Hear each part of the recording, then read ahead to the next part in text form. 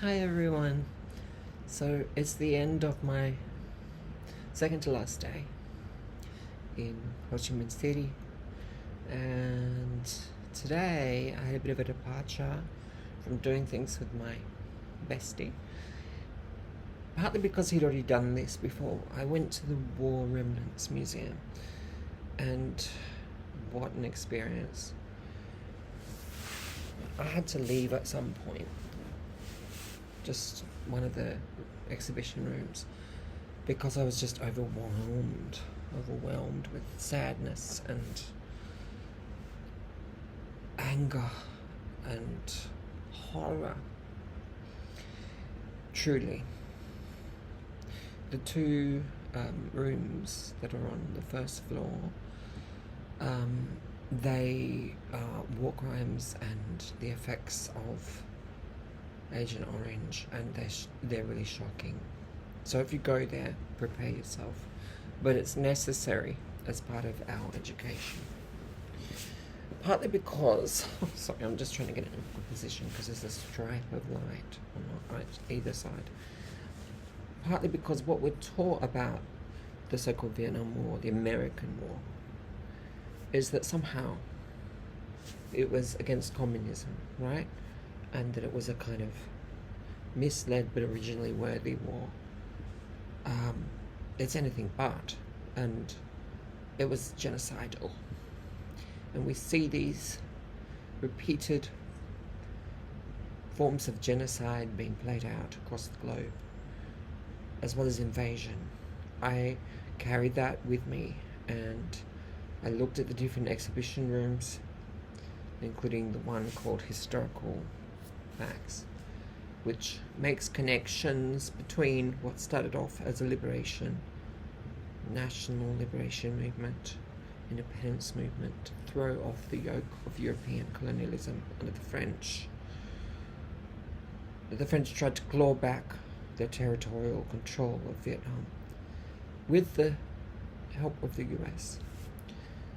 And once they were forced to nominally withdraw, the US decided, in the name of ideology, in the name of so-called anti-communism and the proposed domino theory, that if Vietnam fell, more parts of Southeast and Greater Asia would also fall, just the menace of communism.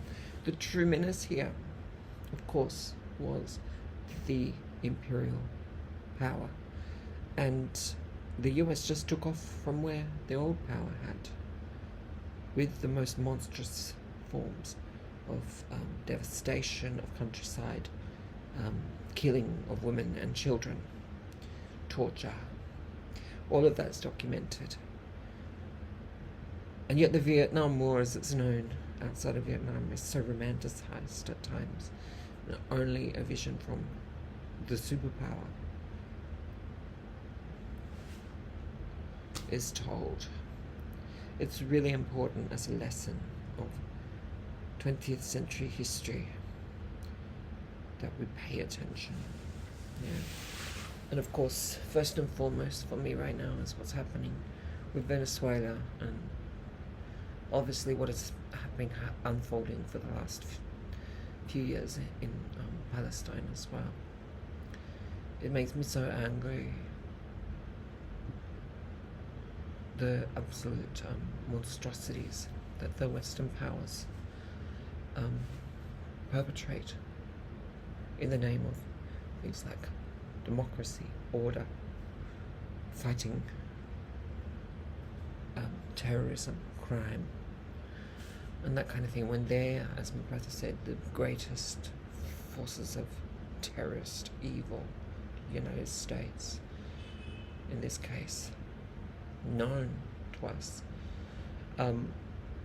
Even my great-grandmother made those connections in 1954 in a letter. I'll put some information down below. Anyway, it was a really moving experience.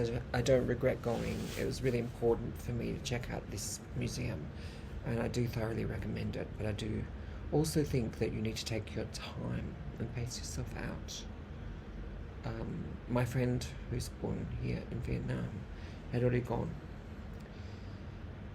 my last thoughts on this relate to the resilience and triumph of the Vietnamese people. That should be resounding as a historical lesson as well. That in spite of the empire of evil and what it fabricates, what it perpetrates in its extensive arsenal of biochemical weapons, of targeted massacres and so on in this part of the world and many others actually. Seeing all the photographs, seeing the documentation, seeing the narrative recast is vitally important for us to comprehend. So that's my little history lesson. Later on I regrouped with my friend.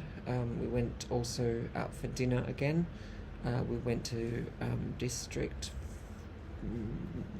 3, I think, and we went to a plaza. I bought a new sports bra and socks and pants and underpants and stuff like that, because we're going to Taipei tomorrow. So I'll check in from when I'm there. I'm getting tired now.